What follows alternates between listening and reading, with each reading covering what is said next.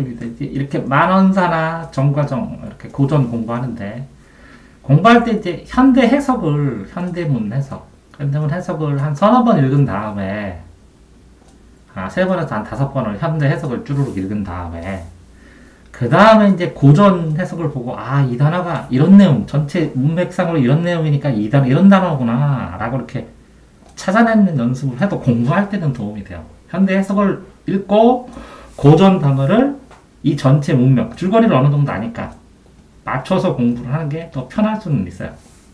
근데 이제 어쨌든 현대어는 모르는 상황에서 시험은 이렇게 고전 단어를 가지고 현대어로 찾아내야 되니까 어떤 식으로 찾아내야 되는지 를 중심으로 해서 이걸 한 거예요. 이제 아래하는 1933년에 없어졌는데 음가가 이제 글자도 없어졌지만 음가가 그전에는 없어졌어요. 그러다가 글자만 쭉 쓰였어요. 아래하로. 근데 발음은 아로 나고 대개는 아로 대개는 제일 많이 나요. 확률상으로. 근데 어떨 때는 으로도 나고 오로도 나고 이렇게 나니까 이 단어를 이걸로 해본 다음에 안 되면 이렇게 이 두 개로 변형시켜서 해보면 돼요. 근데 이제 현대와 비슷한 거로. 근데 이제 아래가 찍힌 걸 전부 다 아로 하면 현대와 비슷한 걸 찾을 수가 있어요, 보통은. 그렇기 때문에 이렇게 해결하고 있고. 이렇게 사도 되니까 이게 아로니까 사도. 그러니까 엄마 나 사랑해 이렇게 하면 사랑해 그러면 사랑인 줄 알잖아요. 엄마 나 이렇게 하면 사하고 싶어 그러면 사하고 싶어. 그러니까 어쨌든 이 니을도 더 추가됐고 니은도 추가됐고 이렇게 그죠? 그러니까 문맥상 내용상에 이렇게 현대어를 알든 아니면 그 전에 해석한 게 있으면 해석한 걸 누적해서 느꼈을 때 여기에 있는 단어가 사도가 나와도 이게 사라도구나 라고 이렇게 유추할 수 있으면 된다는 거죠. 근데 이게 안 될 때가 있어요. 이렇게 추가가 된다. 이렇게 어떤 리을과 니은 같은 단어들이 추가가 된다를 알고 있으면 다음번에 변형시킬 때 좀 넓게 변형시킬 수 있겠죠. 이건 지나는 손이죠. 지나난 손도 되고 지나는 손. 그러면 지나가는 이게 손이면 이렇게 손이 지나갈 수는 없잖아요. 손발이. 그러니까 지나가는 손님이구나. 이렇게. 그러니까 어떤 단어를 했을 때 그 단어를 수식어와 피수식어, 실식어의 관계에서 이 수식어가 이걸 꾸며주잖아요. 그럼 이렇게 수식어의 특징을 보고 이게 뭔가 이렇게 유추해내라는 거거든요. 그런데 이 단어만 골똘히 생각하면 손발인가? 이렇게 생각하게 된다는 거죠. 이해됐죠? 자, 연철. 이게 고전 문학 할 때 다 거의 다 소리 나는 대로 사람이 하면 이렇게 연달아서 이 밑에 있는 받침이 올라가요. 사람이. 사람이가 사람이 이렇게 써요. 이게 비어있을 때는 다 채워요. 그러면 문법에서 이렇게 꺾어갖고 소리 나는 대로 이렇게 쓰는 거고 여기에 표기법 이렇게 쓰거든요. 사람이 할 때. 그럼 여기 안에 들어가 있는 거를 옛날에는 이걸로 표기를 했다고. 소리 나는 걸 썼다고. 지금은 쓸 때는 사람이 하고 분철로 쓰고 읽을 때만 사람이 이렇게 읽는데 왜 사람들이 그렇게 읽냐? 옛날에는 이렇게 썼거든. 사람이 이렇게. 이해되세요? 기본이 연철이다.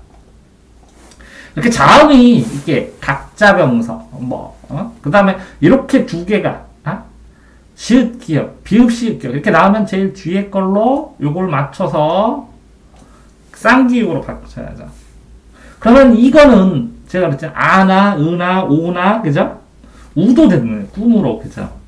그러면 요거를 맞춰서 꿈을 끄다 이렇게 되면 꿈이구나 이렇게 맞춰줘야 된다는 거죠. 이해되세요? 그래서 쌍자음은 뒤에 있는 자음에 맞춰주고 고전 문장하고 현대 문장하면 이 수능 볼 때는 그래요.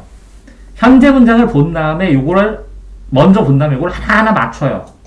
맞추면 자, 이 의 같은 거면 예를 들어서 나의 손 그럼 의가 손을 수식하면서 이 손을 내가 가지는 의미구나. 그러면 이 위에 고전 문학의 의는 가지는 의로 쓰였구나. 이렇게 할 수 있다는 거죠. 이게 관형격 조사구나. 무슨 조사구나. 이런 거 찾을 때도 이 현대 문장에서 쓰여요. 단 현대 문장에서 이게 주격 조사다, 관형격 조사다를 알아야겠지만 어쨌든 현대 문장을 먼저 해석하고 그 다음에 고전 문장을 가서 문법을 맞춰보는 게 훨씬 더 좋을 수 있다는 거. 자, 이거 보면 풀 읽으면 풀이잖아요. 이게 시옷을 안 읽으니까 풀의 이게 뭐의 할 때 이렇게 시옷 많이 썼어요. 풀의 끝이는데 이 기억이 강하게 된 소리로 나온 풀의 끝 시옷은 안 쓰이고 보자. 원래는 종성부용 초성으로 종성을 초성에 다 쓸다 이렇게 이론적으로만 생각했다가 8개 8종성이면 충분하다 해서 종성에 쓸 때 이게 그녀다리만 보였소. 이해돼? 이렇게 8개를 쓰다가 7종성 이렇게 돼서 지금은 발음이 그녀다리만 보여만 돼. 가느다란 물방울도 되고. 근데 그녀다리에서 이거 우리는 디귿 계열로 써. 디귿 계열. 근데 여기 7개일 때는 디귿이 안 쓰고 무슨 계열로 쓰였어? 디귿 대신에 시읒 계열로 쓰였어. 근데 여기는 그녀다리만 보여에다가 요 디귿에다가 플러스 시읒까지 해서 8종성이야. 그러니까 종성부용 초성에서 8종성에서 7종성에 7종성으로 현대어가 이렇게 내려갔거든. 이해되세요? 그럼 시읒 대신에 뭐 쓰는 거야? 원래는 디귿 쓰여야지. 근데 이게 강하게 나면 뭐야? 디귿하고 히읗하고 가면 초코파티 해갖고 초, 치읒, 키읔, 피읒, 티읒 초코파티. 디귿은 티귿되고 비읍은 피읍되고 기역은 키읔되고 지읒은 치읒됐어. 히읗이 더해지면. 그러니까 여기가 끝이 된 다음에 여기다 히읗 쓰면 끝 해갖고 이렇게 끝이 되겠죠. 끝. 이해되세요? 그런 다음에 이거는 애가 돼. 아, 애 해서 끝에 이렇게 된 거예요. 풀 끝에. 근데 읽어봐요. 풀 끝에 이렇게 읽으면 풀 끝에 이렇게 읽혀지잖아. 변화를 이렇게 모르더라도 이런 건 본어를 모르더라도 내용상은 어느 정도 맞춰볼 수 있다는 거죠. 자, 여나 유가 그냥 하나로 되기도 해서 해어. 근데 헤어버려, 헤아려 이렇게 매개 모으면 발음이 부드럽게 나게 중간에서 끼얹는 거야. 매개에서 중간에서 헤아려, 해려. 자, 어미는 끝날 때 뭐뭐 하는 다 이렇게 하는데 이게 의문형일 수도 있어요. 그러니까 고전문학 볼 때 이게 다니까 평평형으로 그냥 평소형으로 그냥 평범하게 끝났다 이렇게 생각하면 안 된다고.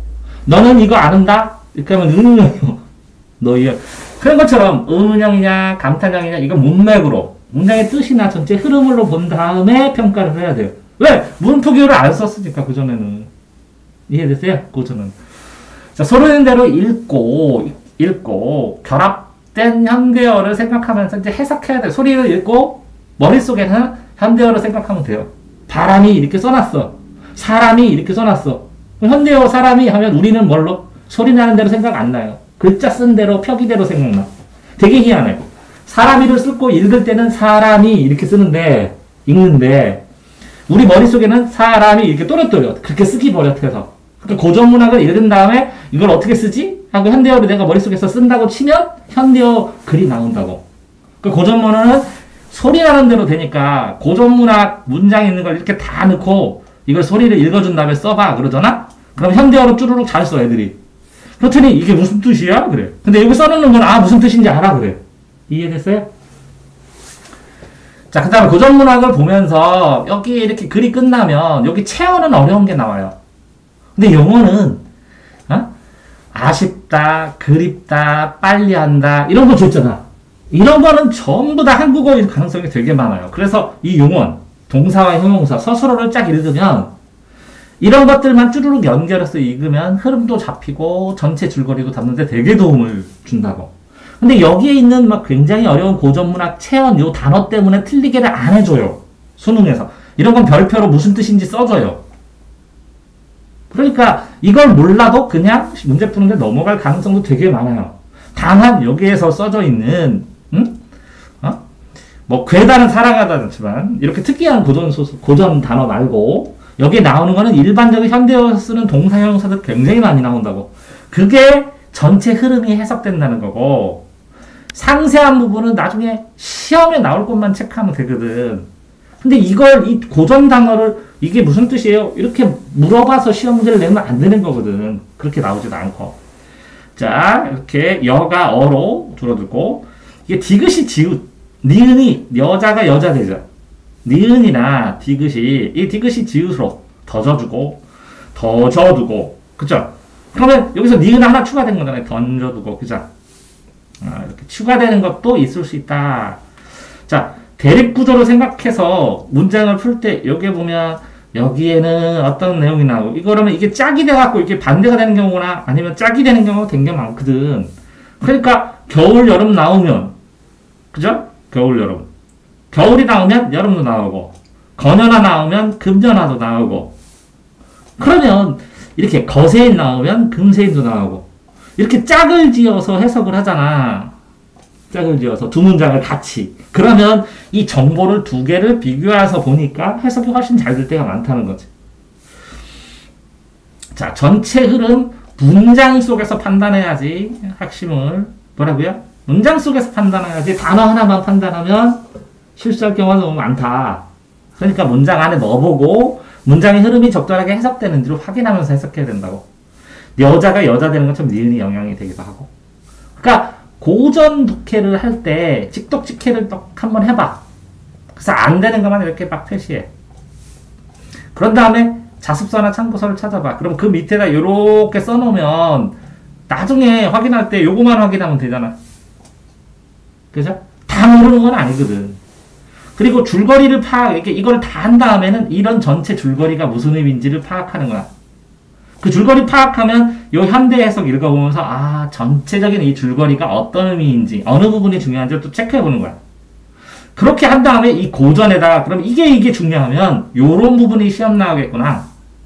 그러니까 암기할 만한 용어는 이런 거구나. 이걸 풀려면. 그런 다음에 현대문하고 고전문하고 비교를 해보니까 이거는 확 변화됐네. 그러면 그게 문법이 뭘까? 이렇게 생각하는 거지. 그런 상황에서 고전도 이 전체 줄거리를 한글로 또 현대어로 말하고 설명할 수 있으면 다음번에 엄청 빨리 그거의 상황에 맞게 고전 단어만 찾아갖고 답을 쓰면 되거든요. 이해돼? 그러니까 어떻든 이것도 똑같아요. 그러니까 만원사 왜 썼어? 이렇게 유배 가서 억울합니다. 뭐 합니다. 그거 썼어. 정가정 왜 썼어? 그러면 이런 내용이고 이렇게 하고, 오해하지 마십시오. 1,000만원 씁니다. 1,000만원 공통입니다. 이렇게 써서, 그럼 구조가 어떻게 정과정이, 그러면, 이렇게 얘기를 했다가, 이렇게 얘기를 했다가, 이렇게 얘기했다가, 이렇게 얘기했으면, 이렇게 내 덩어리만 하더라도 줄거리 다 정리되는 거거든. 이해되세요? 이런 줄거리가 무슨 의미야? 이게 어긋나는 걸 문제를 내는 것이고, 이 세세한 문법으로, 이 시끼 꿈으로 해석해라. 이런 문제는 안 내거든. 국어를 지금 오랫동안 가르쳤어도 그런 문제 본 적이 별로 없거든. 이해됐어요? 그러니까 어차피 줄거리를 찾아내야 되니까 본인 공부할 땐 뭐라고요? 현대어 서너 번, 5번 읽고 고전문학 특이한 부분 체크하는 거고 시험 볼 때는 어떻게 해요? 이거를 고전문학을 읽을 때 읽은 다음에 머릿속에 현대어로 떠올려서 줄거리를 만들어가면서 전체 흐름 속에서 대략 무슨 뜻이겠다 이렇게 잡으면 굉장히 어렵지는 않다는 거죠. 굉장히 어렵게 안 낸다는 거죠. 네, 여기까지.